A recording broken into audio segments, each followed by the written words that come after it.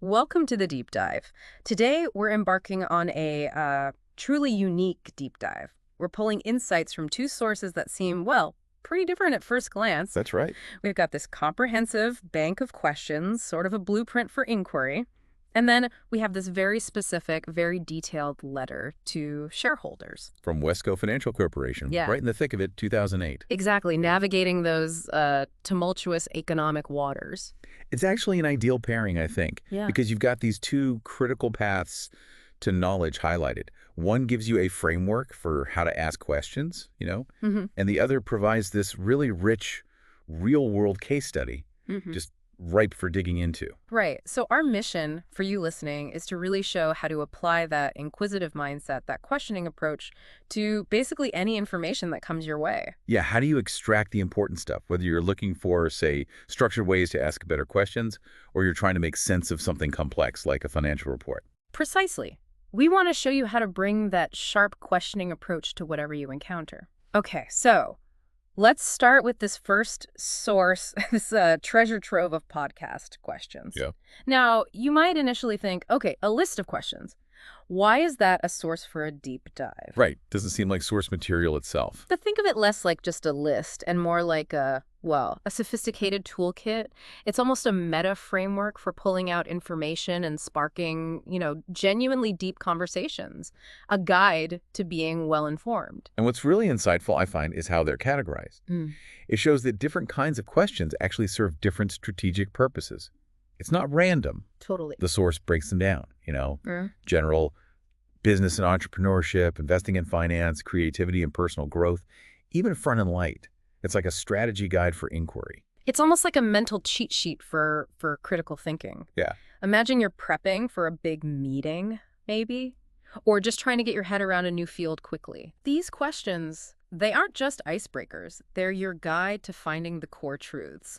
Like from the general section, things like, what inspired you to start your journey? Or what's the biggest challenge you've faced? The classic origin story questions. Right, but they're not just generic. They're universal entry points, right, to understand motivation, resilience. Exactly. Then it gets more specific. Yeah, business and entrepreneurship, asking things like, how did you validate your business idea? Or how important is company culture? Super specific. Or investing in finance? What's your investment philosophy? What mistakes should new investors avoid? Real practical stuff. And even creativity and personal growth. How do you overcome creative blocks? What's a personal habit that changed your life? You see the pattern. So this really raises the key question for you, the listener. How can you actually use these kinds of structured questions? How can you use them to unlock insights from any topic you're exploring? How do they act like a lens, That's the perfect segue. Let's actually do that. Let's apply it. We're about to dive into our second source. That letter from WESCO Financial Corporation, signed by Charlie Munger, February 2009. Ah, yes. Yeah, classic. It's dense, it's real world. At first glance, maybe just a pile of numbers in corporate speak. Definitely. But if we bring our question toolkit to it, maybe we can turn that raw data into some real insights. Precisely.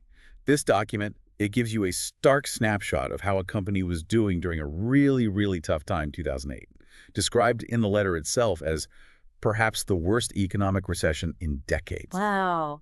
So it's not just about the numbers themselves, it's about understanding how they responded strategically to that immense pressure, the challenges, the adaptations. Okay, so let's try it. If we were to ask that general question, what's the biggest challenge they faced? Well, the top line numbers jump right out, don't they? They really do. WESCO's consolidated net operating income, it dropped from $93.4 million in 2007 down to $77.56 million in 2008. Yeah, and their overall net income fell too, from about $109 million to $82 million.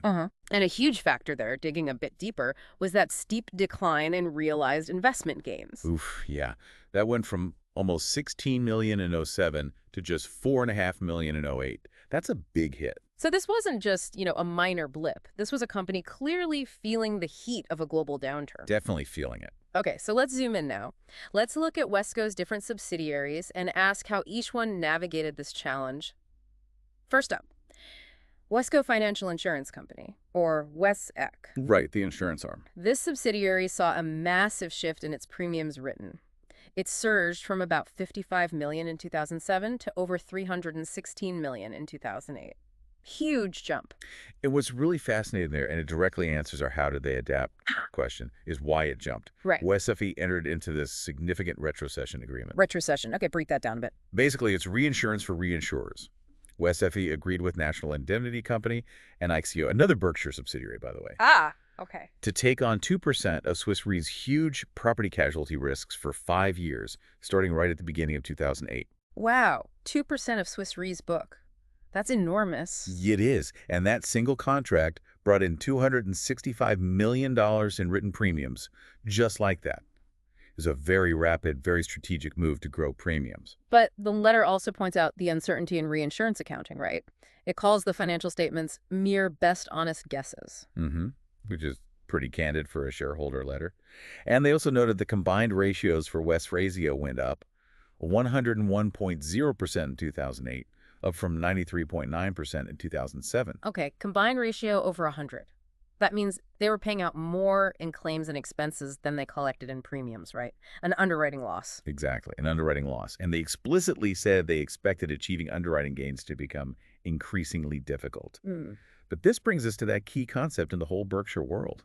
Float. Right, the money they hold on to. Exactly. The premiums they collect but haven't paid out in claims yet, if they can just break even on the underwriting or do better, that float is essentially free money they can invest. And this new Swiss Re deal, it was expected to significantly increase that float, way beyond the $164 million they had at the end of 2008. So the strategy wasn't maybe just about underwriting profit immediately, but about getting access to that float for investment. That seems to be a big part of the calculation, yes, acquiring that valuable low-cost capital. Okay, interesting. So from that big expansion in reinsurance, let's pivot. Let's look at a different part of WESCO's insurance world, the Kansas Bankers Surety Company. Right, acquired back in '96. Yeah, originally chartered way back in 1909 to underwrite deposit insurance for Kansas banks. They eventually expanded to serve community banks across, 39 states? Yeah, quite a reach. But Right. 2008, well, it hit this specific niche very, very hard. But the biggest challenge question for them is pretty clear then. Oh, yeah.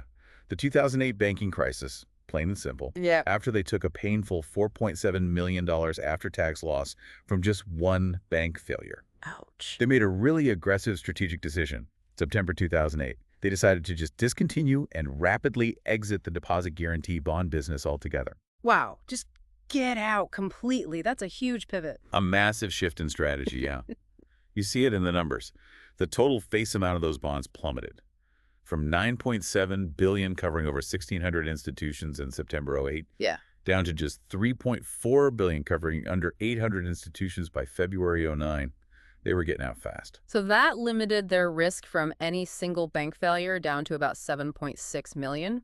But the letter says this was expected to cause a sharp decline in Kansas Bankers' overall insurance volume. Absolutely. Yeah. Especially since those bonds were like half their premiums in 2008 and their entire business in 16 states. So answering our how did they overcome it question, it was basically by making a bold, decisive exit, cutting their losses, essentially. Seems like it. A reactive but very clear strategy. Yeah. Okay, so from insurance, let's shift gears again. Court Business Services Corporation. Right, Corti. Purchased in 2000. They're the leader in rent-to-rent furniture in the U.S. Yeah, think like Enterprise, but for desks and sofas. Yeah. And they're also pretty good at selling the used furniture afterwards. It's definitely a business sensitive to economic cycles. And you definitely see that sensitivity here. Quartz profits dropped from about $20 million in 2007 down to roughly $16 million in 2008. Yeah, $15.7 million. And the letter pretty much says their operations were getting hammered, just like they were in previous downturns like the dot-com bust and 9/11, now facing increasingly difficult recessionary conditions. So the biggest challenge for Court is clearly those big macroeconomic forces. Less business travel, fewer office moves, that kind of thing. Right. But even with those tough times, Court was making moves, wasn't it? Addressing that how they adapted question. They were. They acquired Aaron Rent's residential furniture division. They set up international operations over in the UK. Okay. And they also expanded their apartment locator service into something bigger, comprehensive global relocation services for businesses. Diversifying their services a bit. Exactly. So the letter actually states they felt they were better positioned than previously to benefit from an economic turnaround, kind of a proactive stance, even while getting hammered. Interesting contrast to Kansas Bankers' exit strategy. Okay, one more subsidiary. Precision Steel Warehouse, Inc. Precision Steel. Their profits also dipped, though not as dramatically, from zero point 0.9 million in 2007 to zero point 0.8 million in 2008. But they were facing kind of a double whammy, right? This story really hits that long-term challenge question. Indeed, it does. They weren't just struggling with the deepening recession, which was hitting everyone. The letter explicitly mentions a long-term reduction in demand. Why was that? Well, foreign competition was a factor, and also this trend towards customers placing smaller, more frequent orders instead of big bulk ones. Ah, okay. And you see it starkly in their volume. Their service center volume had just cratered from 69 million pounds back in 1999 down to only 37 million pounds in 2008. Wow, almost halved over the decade. Yeah. And the letter is pretty blunt that this isn't likely to just bounce back when the recession ends. It suggests a more fundamental structural challenge for that particular business. Okay, so looking at WESCO overall now, the letter touches on their core investment strategy. Right, the classic Munger Buffett approach. Concentrating investments in businesses with excellent economics, with able and honest management at sensible prices. And holding them long term, that directly answers our investment philosophy question from the toolkit. Absolutely. But here's where that 2008 crisis becomes really, really poignant for WESCO, and it offers a huge lesson on market timing. What happened? Well, the letter just openly admits it. Their timing for investing about $1.1 billion in stocks starting in late 2007, including $650 million in banks like Wells Fargo and U.S. Bancorp. Uh-oh. Late 2007, early 2008? Yeah, the letter says the timing could not have been much worse. Wow. That's incredibly candid. It really is. It's not some footnote. It's a powerful lesson in humility and, market timing risk, even from someone like Charlie Munger. So the insight there for you, the listener, is that even the smartest deep value investors can get caught out by huge market downturns. Exactly. It reinforces why they emphasize holding for the very long term, through the cycles, rather than trying to perfectly time your entries and exits. And this bad timing, obviously, it hit their net worth. Oh, yeah. Big time. Because they had to mark those investments down to fair value. Their net worth dropped from $2.53 billion at the end of '07 to $2.38 billion at the end of '08. Okay. And it fell further, another $303 million, just through February 2009 when the letter was written. And the letter acknowledges that openly, the recession. Explicitly calls it a deepening recession, perhaps the worst economic disaster since the Great Depression. No mincing words. Yet despite all that, they still express confidence. They did. The letter says they were certain WESCO will prosper in due course. And it emphasizes really rigorous cost trimming, echoing Ben Franklin. A penny saved is a penny earned. That long-term perspective again. Absolutely. That's their bedrock. Okay, there's one final point that's really striking, and it feels like such a classic Munger touch. The comparison to Berkshire Hathaway. Yes, the comparison to the parent company. Always humbling. The letter just states, flat out, that the business and human quality in place at WESCO continues to be not nearly as good as at Berkshire. Ouch. And that each dollar of book value at WESCO continues plainly to provide much less intrinsic value than a similar dollar of book value at Berkshire Hathaway. It's just remarkably candid, isn't it? Yeah. No sugarcoating for the shareholders.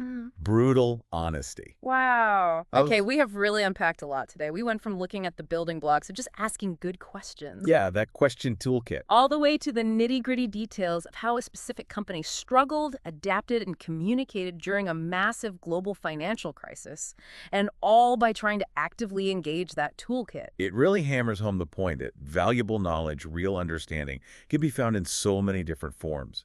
Doesn't matter if it's a structured list meant to provoke thought or a dense financial report full of jargon and numbers. The key is the active inquiry. That's what transforms just raw information into something deeper, something actionable. Understanding. So what does this all mean for you, our listener? As you go out and navigate your own sources, maybe it's news articles, research papers, a company's annual report, maybe even just a challenging conversation. Yeah. What questions are you going to bring to the table? And what deeper connections are you going to look for to really try and understand what's going on beneath the surface?